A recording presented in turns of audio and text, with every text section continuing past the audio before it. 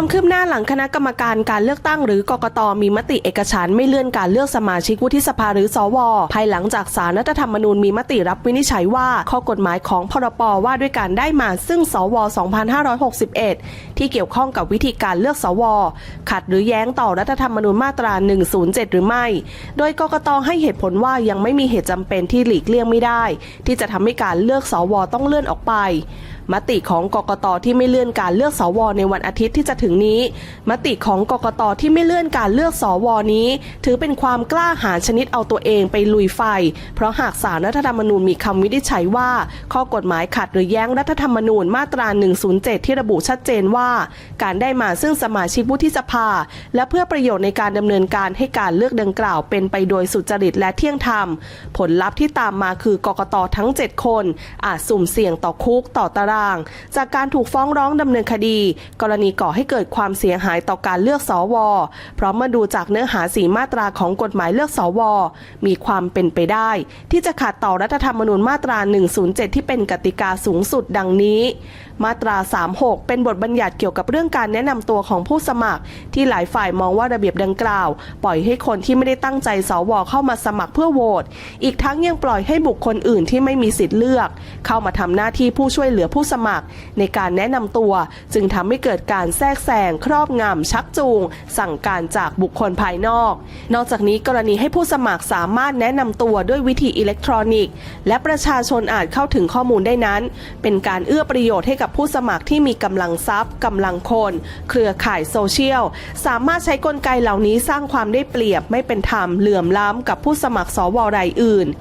มาตรา 40 วรรค 1 วงเล็บ 3 การเลือกระดับอำเภอในรอบเลือกกันเองในกลุ่มอาชีพกำหนดว่า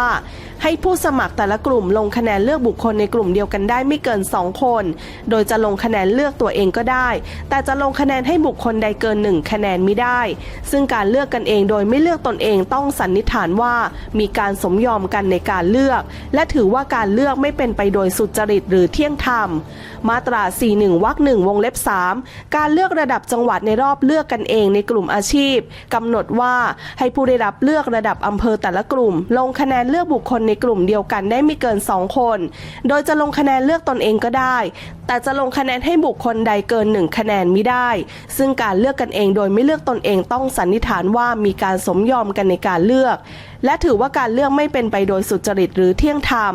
มาตรา 42 วรรค 1 วงเล็บ 3 การเลือกระดับประเทศในรอบเลือกกันเองในกลุ่มอาชีพกำหนดว่า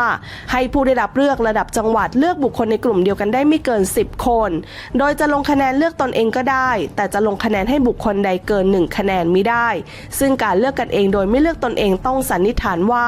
มีการสมยอมกันในการเลือกและถือว่าการเลือกไม่เป็นไปโดยสุจริตหรือเที่ยงธรรมทางนี้มาดูจากมาตรา 40 41 อนุ 3 และ 42 อนุ 3 ซึ่งจะพบว่ามีปัญหาคือให้ผู้สมัครสว.เลือกกันเองและเลือกตนเองได้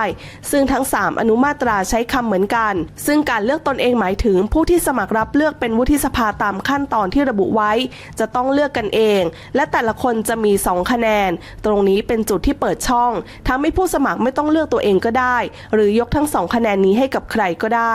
แปลว่าผู้สมัครสามารถสมัครหรือชำระค่าธรรมเนียมเข้าไปเพื่อเลือกคนอื่นให้เป็นสว.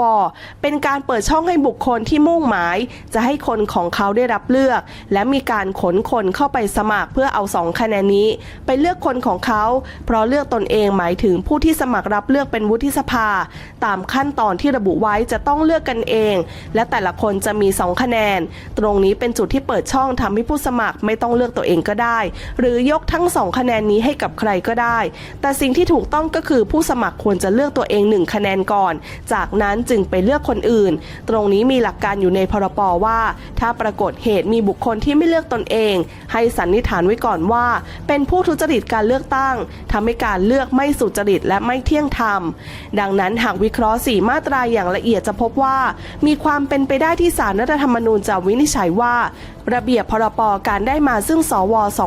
2561 ที่เกี่ยวข้องกับวิธีการเลือกสว อาจจะขัดหรือแย้งต่อรัฐธรรมนูญมาตรา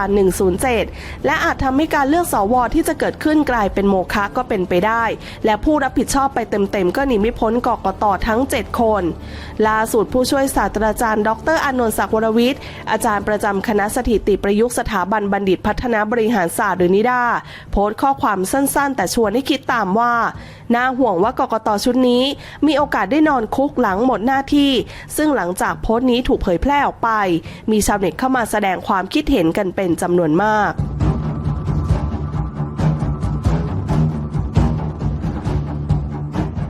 มาร่วมสนับสนุนท็อปนิวส์นำเสนอความจริงได้แล้ววันนี้เพียงกดปุ่ม Super Thanks แล้วเลือกจำนวนเงินตามที่ต้องการได้เลยครับขอบคุณครับ